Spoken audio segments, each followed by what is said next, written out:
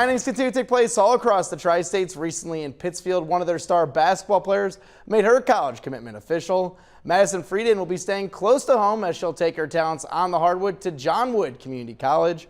Frieden is a four-year member of the Saucony girls basketball program and averaged 8 points a contest during her senior year while being named to the all-tournament team over at Brown County High School.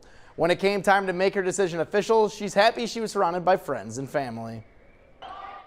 Very exciting. I'm looking forward to the future at John Wood. Just feels great to have my family here and everything. I think just staying close for a year or two and getting that practice in at the collegiate level and hoping to, be able to play on after the 2 years, but just to get some good experience and to meet some new people and just play a game I love. Madison is excited for the next step in her basketball career and believes her time in high school has set her up for success.